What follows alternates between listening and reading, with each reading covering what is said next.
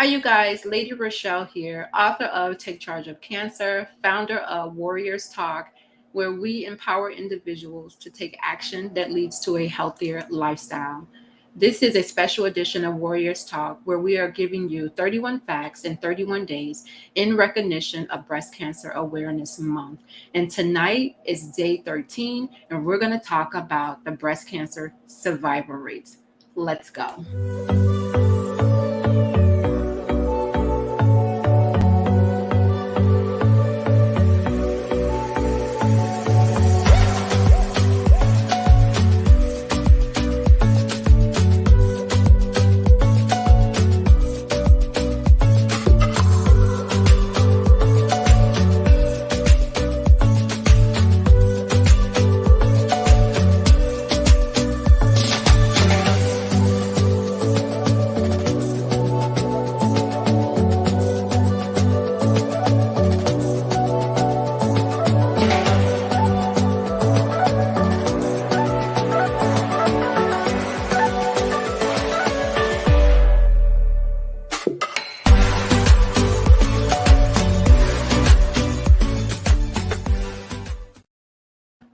All right, so day 13, you guys. I'm so excited that we are empowering you all with information, with knowledge that you can use and apply to your life. So let's talk about the breast cancer survival rate. We all know someone who has survived breast cancer, as well as we know someone who has lost their battle. According to statistics, breast cancer is the most common cancer diagnosed in women, right? And it's also the second leading cause of death. So, breast cancer is the second leading cause of death in women. We all know that lung cancer is number one across the board. But, I don't know. Cancer is really, making a come up. So, we're going to talk about the survival rate tonight. If you know somebody who has been diagnosed with cancer, then just know that this is something that has really been in the back of their mind, surviving. So according to statistics, the 5-year survival rate tells you what percentage of people will live at least 5 years after that cancer is found. So let me just tell you, when you're diagnosed with cancer, they really don't expect for you to live past the 5 years, right? They don't. And so the fact that a lot of us do, it just gives them something to add to, their list of, okay, so, this treatment works. So they'll know what to give, individuals and what works, right? It worked for 100 people and only 8 of them died, right? So then they know that they can give that particular medicine to more people because the success rate of people living past 5 years is greater. So the average 5-year survival rate for women that have, we say, non invasive metastatic breast cancer is 90%, you guys. So that's a high number. And remember that the invasive is anything that it's within your system that is outside of the tissues, like the breast tissues. It went to the lymph nodes, and so non-metastatic, we're going to cover those. Let me pull up my picture because I want to give you guys a visual. So the average 5-year survival rate for a woman that has non-metastatic invasive breast cancer is 90%. That seems like a lot, right? That is really high. So let's go to my picture here because I want to give you guys a visual. So the 5-year breast cancer survival rate for women by stage. So, and we all know that there's stage 0, stage 1, stage 2, stage 3, and stage 4 when it comes to breast cancer. Let me just move this so you can see. And so that shows you the percentage.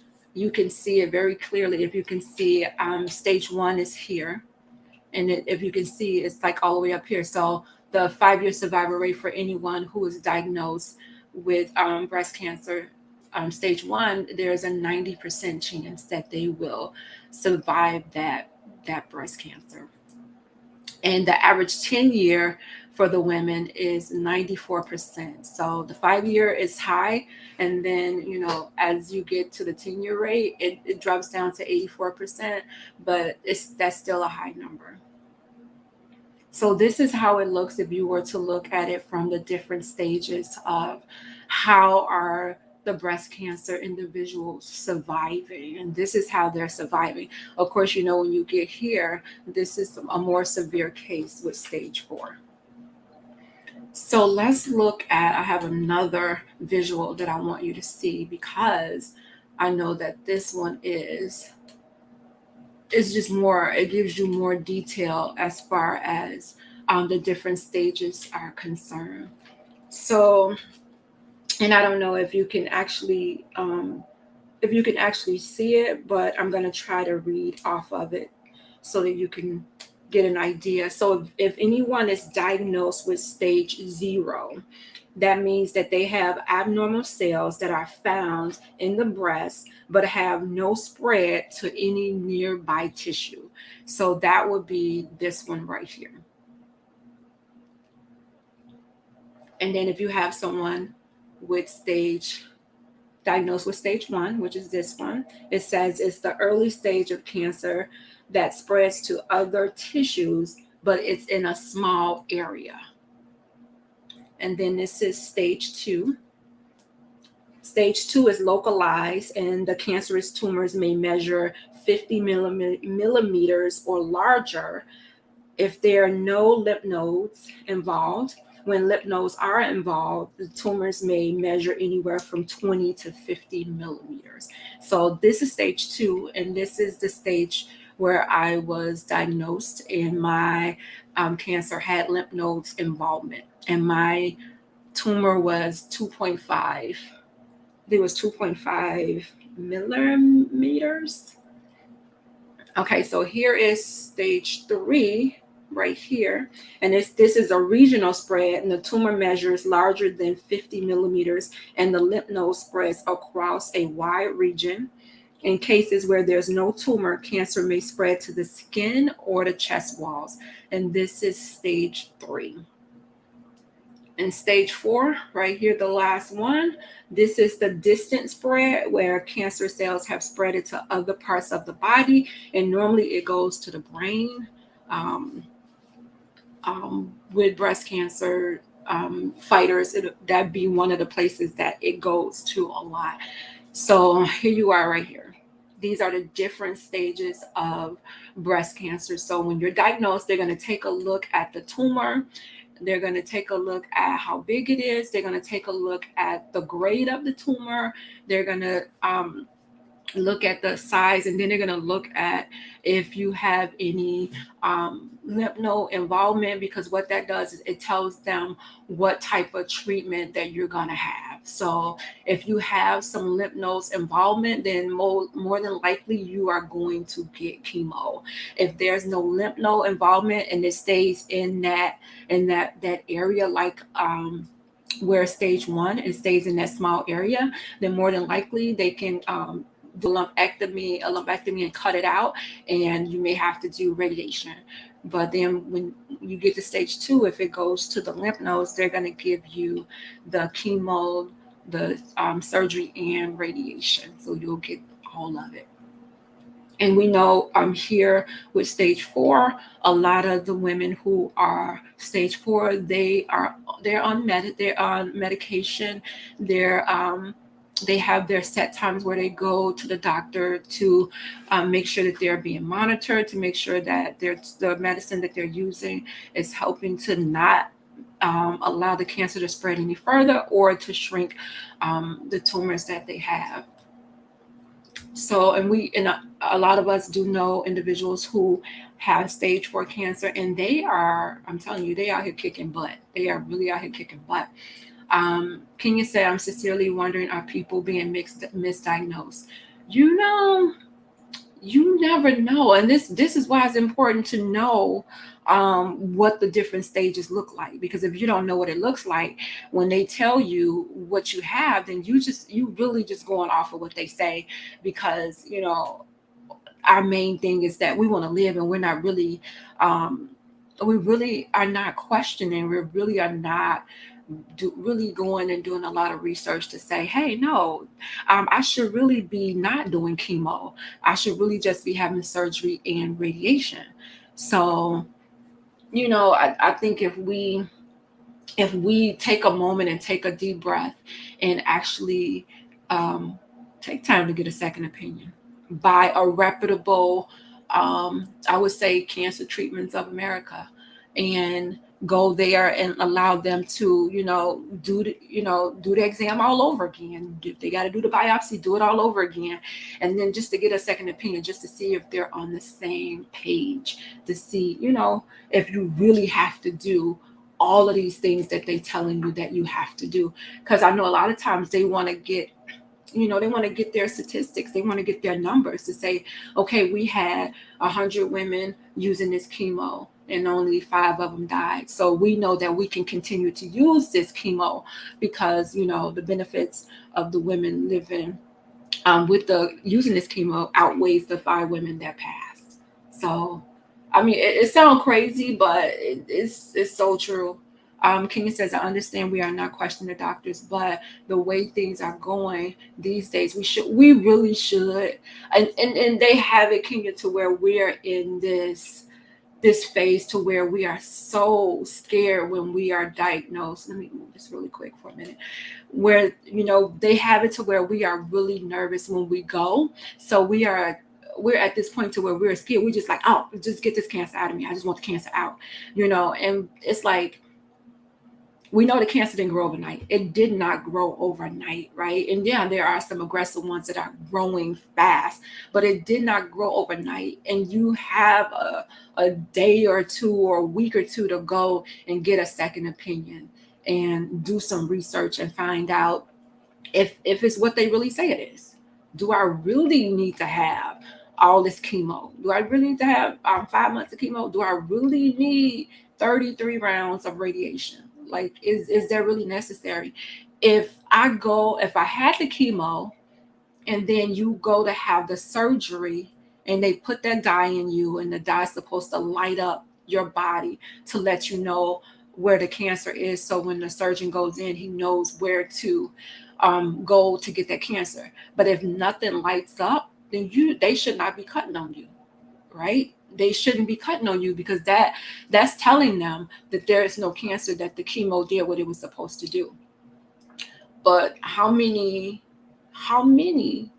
have gotten cut on regardless if it didn't light up, and because you're already suited up to have surgery, and they don't do that part where they put the dye in you until you're getting ready to go into surgery.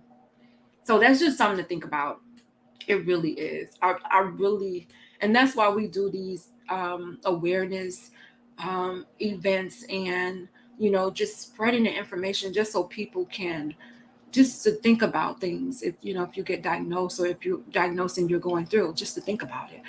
Kenya says it's really making me think that, girl, it is. It's a money game. So the X-ray technician is working with the doctor. Yes, everybody's working together because everybody gets paid. Everybody gets paid. So you're coming in there from.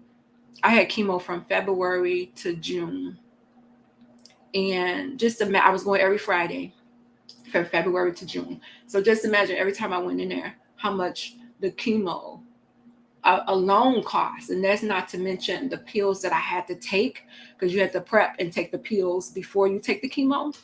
So just not to mention, what I had to take with that, how much that costs, how much the chemo costs, and then they take your blood. Like, all of that adds up, and I hate to go back to saying, and this is why we don't have a cure, but there's no money in the cure. There's money in keeping people sick. There's money in putting a band-aid on people, because once that band-aid comes off, that wound is exposed again, and now what, you got to go back to the doctor and get that wound taken care of. So there's no money in healing. There's money in keeping people sick.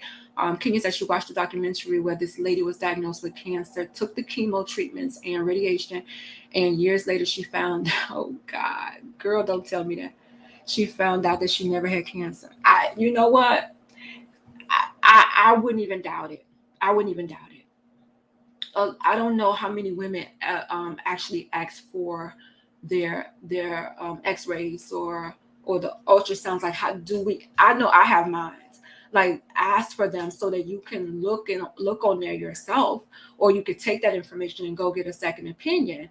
Even now that if you're done with it, I don't know if you would want to open that wound, but you know whoever did that to her needs to be sued. Like, really, that's a lawsuit, because this lady could have died. She could have died doing chemo, so that she could have died from the cancer. We know cancer doesn't kill you, but the treatment does, right? The treatment that you have to do kills you. So I would sue. I would straight up be, somebody would be paying me some money. Like, that's crazy. And I believe that a lot of women probably are going through the same thing and don't know what to do. It's like your hands are tied. So when you think about the 5-year survival rate, I mean, just think about like how many people, I try to think about like how many people have passed since I was diagnosed with breast cancer. And I'm always alarmed when they do pass, because I'd be like, especially if they were diagnosed after me, and I'm just like, Jesus, like, okay, I really thought that person was going to make it. But Kenya says, keeping us all up on this prescription drugs is doing nothing but batting their pockets. Exactly, because the doctors get paid. They get paid money to push certain drugs. Absolutely. They and it's sad that they hit on the doctors for them to push these certain drugs, but yeah, they get money. If they could prescribe so many people on these drugs, then the drug company is making money, and the doctor certainly is going to get a check for that. So they push medicine instead of pushing I want to say holistic healing, but they don't make money off that. They don't make money off of telling you to eat healthy. How many times you go to the doctor and the doctor say, I need you to eat healthy. I really need you to make sure you're eating more fruits and veggies, and actually sitting down with you to come up with a plan to, figure out what you're going to eat, or even come up with a plan to help you lose weight. And no, they may say, oh, you need to eat more healthier, or you need to lose some weight, but they don't really go into details. And the reason why they don't is because the doctors don't get an in-depth, and they don't go in depth on studying nutrition or anything like that. They don't. They may get a semester and that's it. They don't go in depth on it. So they can't sit and talk to you about it and say, hey, let's really come up with a plan to see if we can get you to be healthy, to get you off the diabetes medicine, to get you off of the high blood pressure medicine. Like, let's try to come up with a natural way to do it versus taking the pills. I'm not gonna do that because I ain't gonna make no money. Can you say oh no, fat in the pockets. Okay, yeah, I totally agree with them with the medicine and them pushing it so that they can get money. She said they're not going to tell you because there's no money in them. I'm telling you, we call it big pharma. Big pharma pharmaceuticals is all about keeping people sick.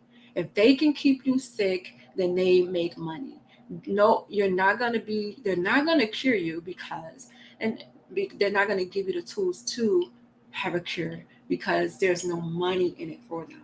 As long as they can keep people coming into chemo, surgery, radiation, immunotherapy, taking a tamoxifen pill, like all these different things.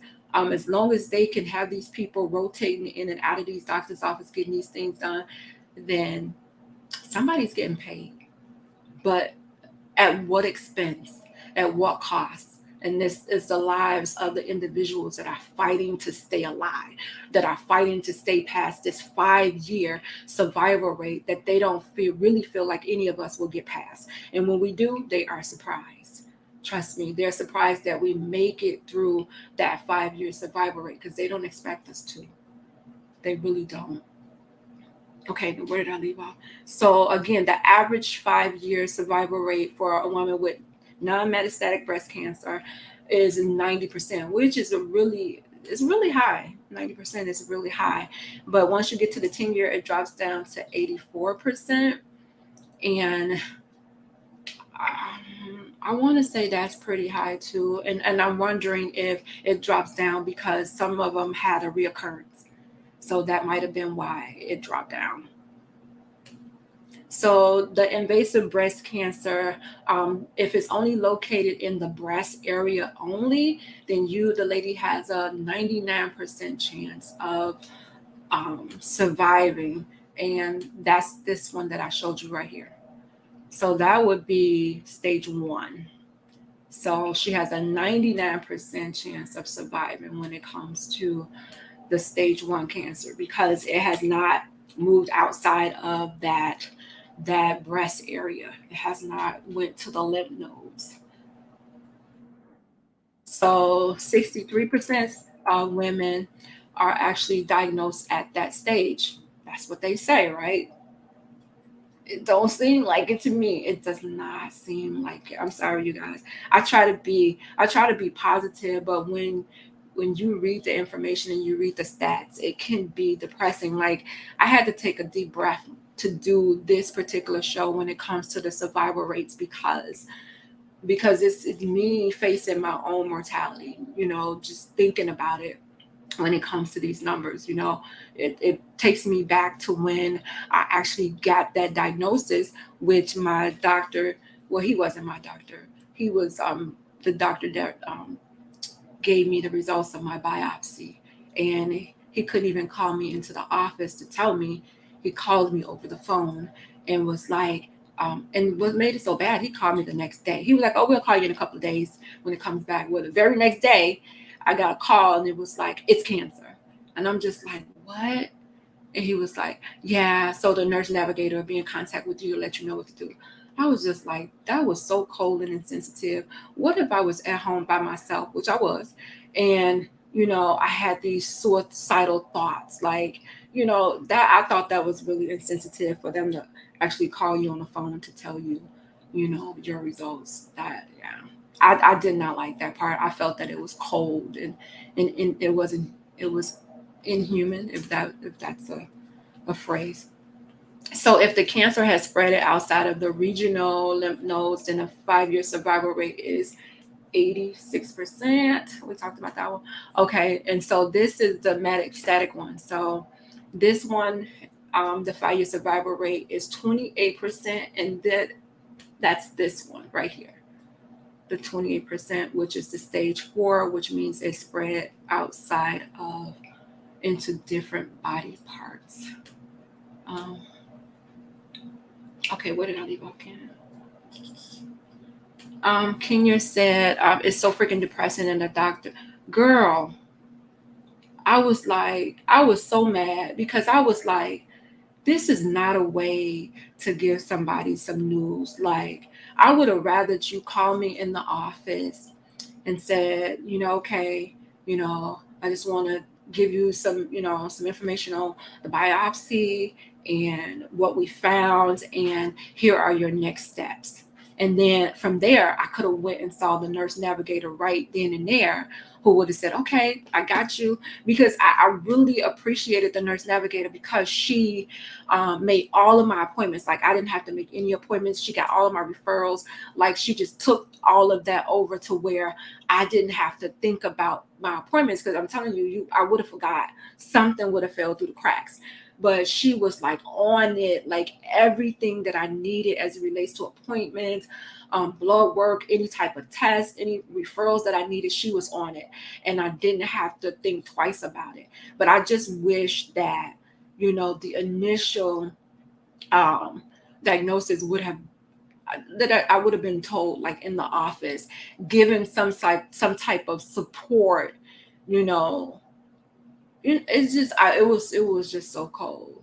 And I feel like they should have some type of counselor on, so you go from the doctor telling you in the office that you have it, go to the nurse navigator so she can say, no, go to the counselor and then go to a nurse navigator. So there should be 3 steps. Okay, yeah, you've been diagnosed with cancer. We found something.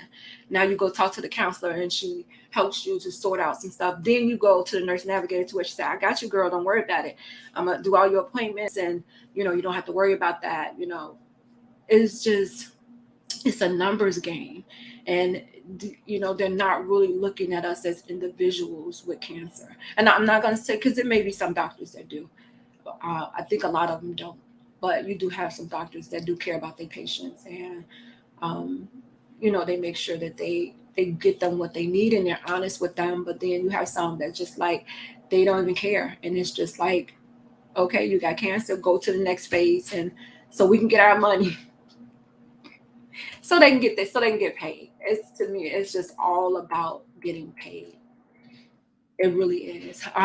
So however, the number of women who have died from breast cancer, they said it decreased. It decreased 41%. And this is from, because they only do the stats every 5 years, right?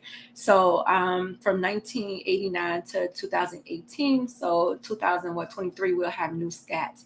And so they're attributing this again to early detection and treatment improvements, to say that this is why the numbers are decreasing, right? And for, I guess I don't really see it. Kenya says some form of support services, preferably someone that went through it. Yes, I don't care to speak to a person that read about it. That's so funny. We want to speak to someone who has an actual history. I totally agree with this. I totally agree with this. And I mean right there on hand, have somebody there, or maybe they can call somebody really quick and be like, hey, we got somebody who was diagnosed. Just talk to her and kind of give her, what's to come, within the next couple of days or whatever. I would commend the American Cancer Society, because they did call me, I think a couple of days later, to hook me up with one of their buddies who was diagnosed with the same, who had the same diagnosis as me. But I wasn't ready to talk to that person. It was too soon. It was too soon. I eventually ended up talking to her, and she really helped me to see some things that I was going to be going through. But, I think it's really helpful that you can identify with somebody who has been through it, and they're able to, really give you some firsthand information. Kenya said, for the life of me, I don't understand how they don't have a cure when, girl, Kenya, you are preaching. When they having so many, they raising so many, they're raising so much money on these different walks and all these different donations that's going towards research, and there's no cure. And I know there's over 200 and some cancers out here, but okay, let's cure some of them. We should be knocking them out of the way with all of these research. If you got to tackle them one at a time, let's do something. If you got to find a vaccine, let's do something to where you can slow the cancer from spreading, or for slow it from keep it from coming back. We should be coming. There should be some type of, come up with a pill, since y'all want to keep us in the loop with this medicine, putting a band-aid on it. For the life of me, I don't understand why I understand why there's no cure, because it's a money's game, but then I don't, because so many lives are being lost, young lives too, not just because cancer was known as an older person's disease, but that's not happening right now. Like, we know that more and more young people are being diagnosed, and it's scary. Kenya said, I'm sick of people doing these fundraisers, walks, and half of them, oh Lord, don't walk this road. That's so true. That's so true. But they'll be like, come on, girl, donate this money. And then I'll just be like, and I'm just going to be honest with you. This is just me. I'm just going to be honest. I have not participated in the walk. I'll do like the local walks, but I won't do the big walks, because that money is not really benefiting anybody in our community. It's just not.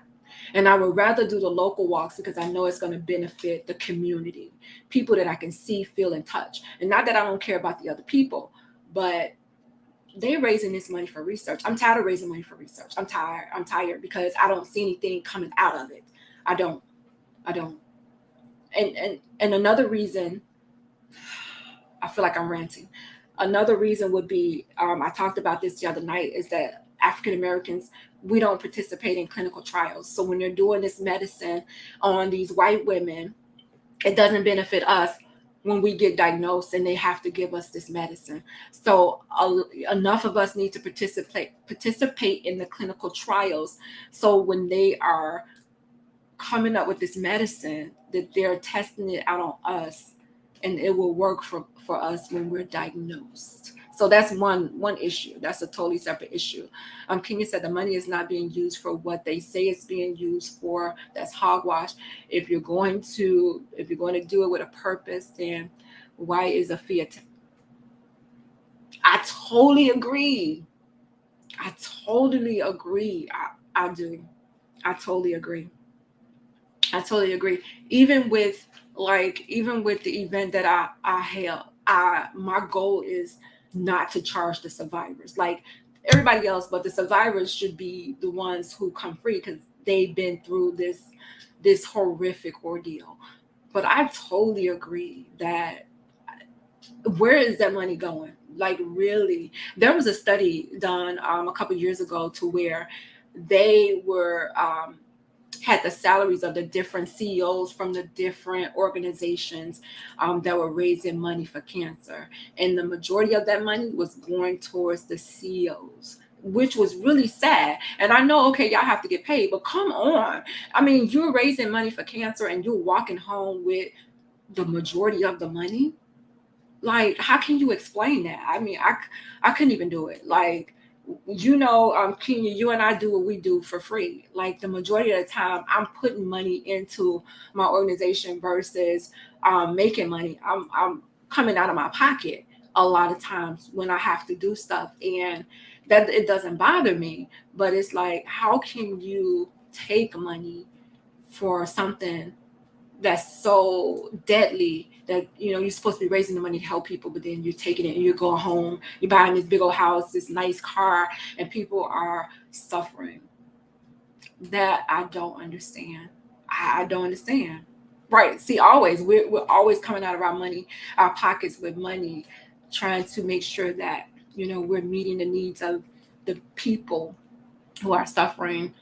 It, I couldn't even live with myself if I was raising money and it wasn't going to where it was supposed to. Kenya said the reason why we do it is because we believe in the mission, and that's it, and that's all. And it's more than money, you know. It's more than money for us, but for some of the other organizations, but for the big ones that's out here raising this money. Mm-mm, mm-mm. I talked about how organizations were slapping that pink ribbon on their products because the pink ribbon is not regulated, so anybody could use it on anything. So they slap the pink ribbons on these products, and people go and buy them. But what they don't know is sometimes they give in 10 cents on each item that's purchased, and you got to buy so many of them for them in order for them to give a percentage to the people, whatever organization. It's sad. It's sad. And when we see that stuff, we be like, oh, I'm gonna buy my pink item because I'm helping breast cancer month. No, you're not. Put that money in the hands of somebody who's actually fighting. That's the way to help them. Put it in their hands. Support these local organizations that's raising money to help individuals. But I just get so frustrated because it's like we supposed to be trying to help ease the financial burden of individuals who are going through, and that's not what's happening. It's just not what's happening. Kenya said, but they won't give money to the small organizations who is actually out here putting in the work. Girl, I told you was preaching because that is so true. It's like we have to jump through some hoops in order to get some money to help. And these other organizations, they go out there, the big ones, and it's freely given. And it's like when we do it, it's like we have a thousand questions that have to be answered. What do you do with the money, and who's? And it's like, you see my work, you see what I'm doing. So I don't understand it. It could be so discouraging, but I think the main thing that keeps us going is because we think of the individuals who are fighting, who are suffering, and the ones who have lost their lives. So that really keeps me motivated, is because I want to see less and less people diagnosed with this horrible disease. It's horrible. They talked about how younger women, so the women ages 50 and over, their numbers are steadily dropping when it comes to the breast cancer rates. But the women that are like in between, they say 15 to 39, their numbers are steady. So their numbers are not dropping. And I know a lot of that have to do with African Americans too, because we already know that our mortality rate is high, and it really should not be. It really shouldn't. The only good thing that I see is that we have about 3.8 million breast cancer survivors in the world today, and that's a lot. So that's really encouraging. It's encouraging to see somebody else that has went through this disease, and to see them on the opposite side of it, to see them helping and fighting and advocating for other individuals. And that's really what it's all about. Because when I was diagnosed, I searched out individuals who went through what I was getting ready to go through. And I know they probably got tired of me, because I would call them. Sometimes I called this one girl.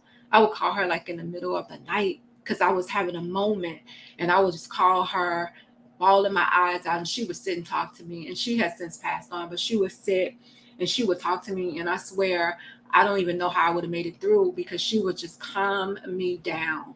So, to have um, individuals out here that's willing to take time out and to pour into you, to encourage you, to give you hope, and to let you see what it looks like to be on the opposite side of all of this madness when it comes to cancer.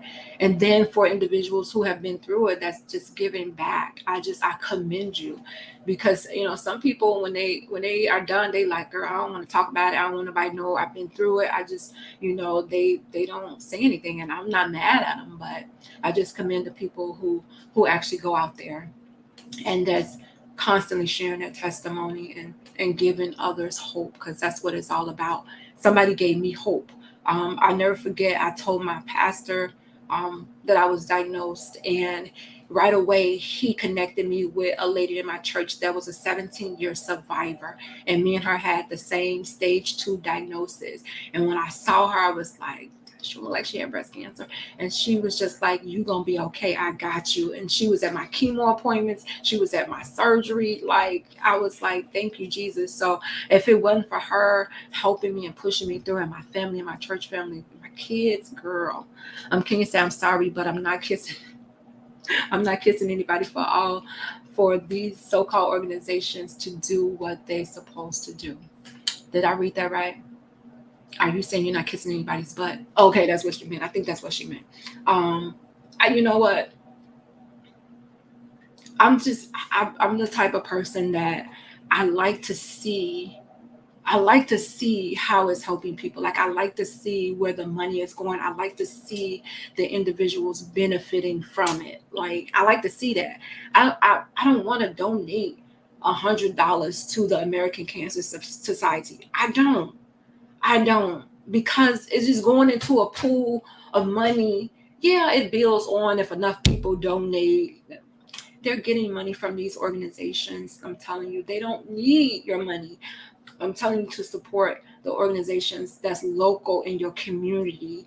You know, support them, or if you know somebody that's going through directly, support them directly. You could support them by buying them groceries. You could support them by um, helping them to get to their appointments if they may not have a car. So you can, I wouldn't sponsor an Uber, because I would want them going to treatment by themselves. But you can, check and see what type of fees that the kids have at school, and pay off the fees.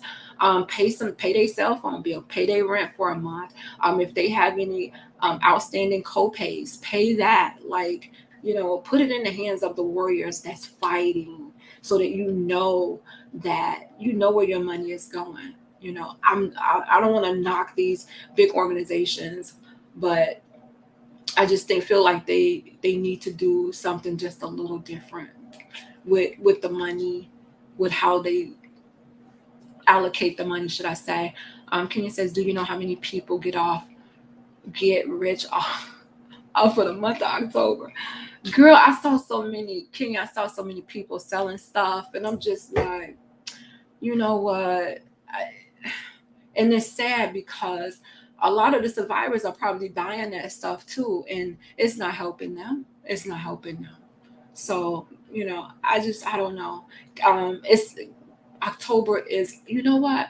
I'm going to research and see how much money they have made each year from the month of October, because I know they make a lot of money from it, and it's a shame that that money is all of it really should be used to, I want to say, further research, but it also should be used for um, having grants that are set up for individuals who are going through to be able to apply for it, because some of them may not be able to work.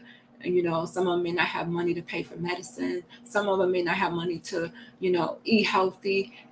But they should be able to apply for these grants, and the grants should be easy for them to get just because they was diagnosed with breast cancer, and they can get these grants and live off these grants while they're going through treatment. Yeah, that's a dream though. That's a dream, and I know they do have organizations out here that do help individuals with financially, but there's so many going through, and there's so many that don't get that money, and that's a shame. That's really a shame. Kenya said every time you apply for grant money, they always say they